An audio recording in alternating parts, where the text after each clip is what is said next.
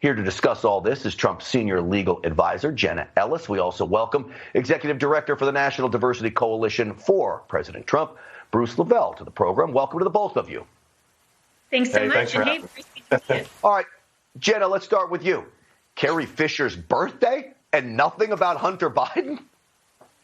This is just so ridiculous. I mean, you have, you're right, that the media, big tech, the Democrats, they're all colluding to keep relevant information that is harmful to Joe Biden, helpful to President Trump, away from the American people. And yet Twitter will trend anything that is completely, totally irrelevant, but remotely possibly against the president. And, they blame this just on algorithms, and they say, oh, hey, we're hands off. We're not the arbiters of truth. But clearly, they're the arbiters of speech, and they're the arbiters of the content that they want the American people to see. And so this is really should be shocking and frightening to the American people to see how much big tech is actually influencing the stories in the media under the false pretense that they're not a publisher. This is why so many people, including Republicans in the Senate, are saying that Section 230, which grants immunity to these platforms, needs to be repealed, because they can't have their cake and eat it too. They can't say, we're not a publisher, we're not liable for third-party content,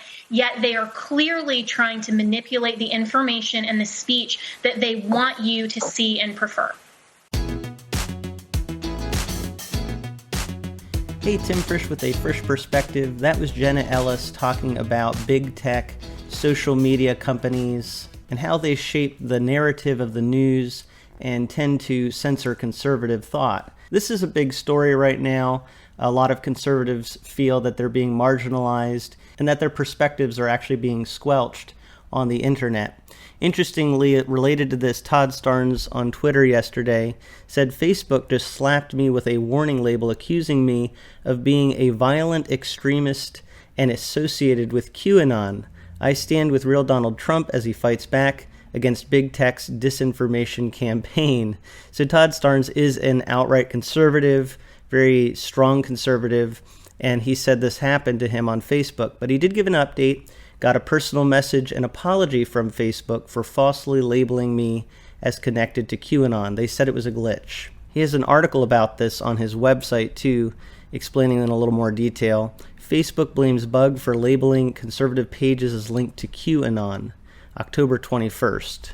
Facebook apologized to the Todd Starnes radio show today after the program's official fan page was targeted with a warning label. Facebook users who searched for Todd Starnes or Starnes Media Group were directed to a warning. This search may be associated with dangerous content, the headline read.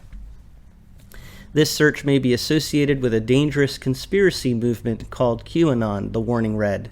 Experts say QAnon and the violence it inspires are a significant risk to public safety.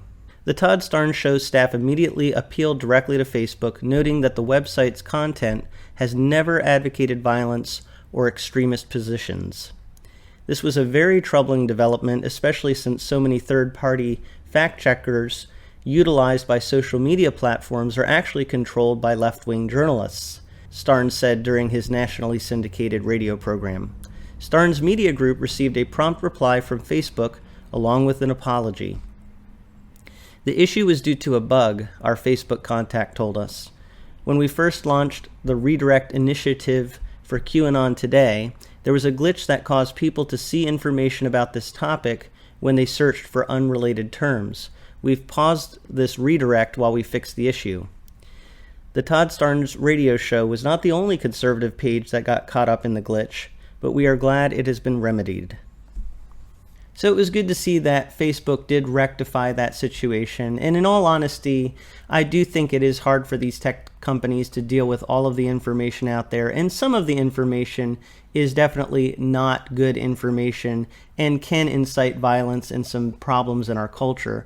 So I kind of understand where they're coming from. At the same time, I understand Todd Starnes' concern, as well as Jenna Ellis, talking about how conservative voices tend to be grouped with far extremist groups. Warning labels are put on them. Their voices can be censored. And we saw even with a story on Twitter from a certain news organization that is not allowed to be shared, from what I understand.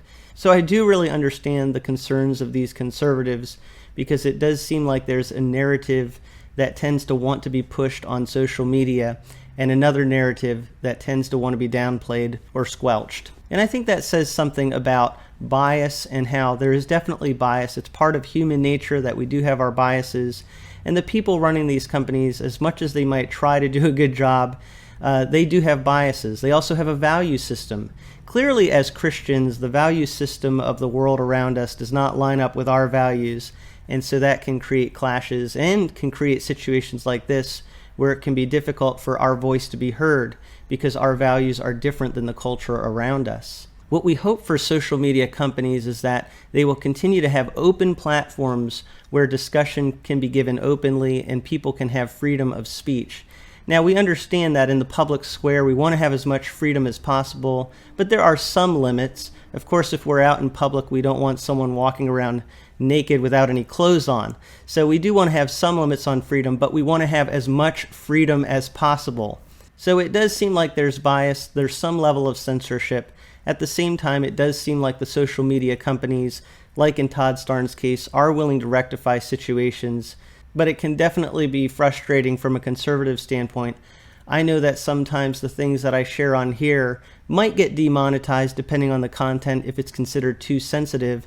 And yet, as my friend pointed out to me, there are very offensive music videos out there and they do not get demonetized. But again, that has to do with the values of the culture versus our Christian values. So media censorship is an important topic. It's something we need to pay attention to. And for people that are conservative and also who may be Christian, there is a tendency in our culture for our perspective and narrative at times to be downplayed and squelched. So it'll be interesting to see legally what happens with this, which is what Jenna Ellis was talking about. I'd love to hear what you think about tech companies, social media, and censorship.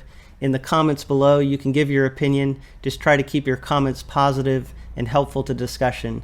But thank you so much for listening to what I have to say from A Frisch Perspective.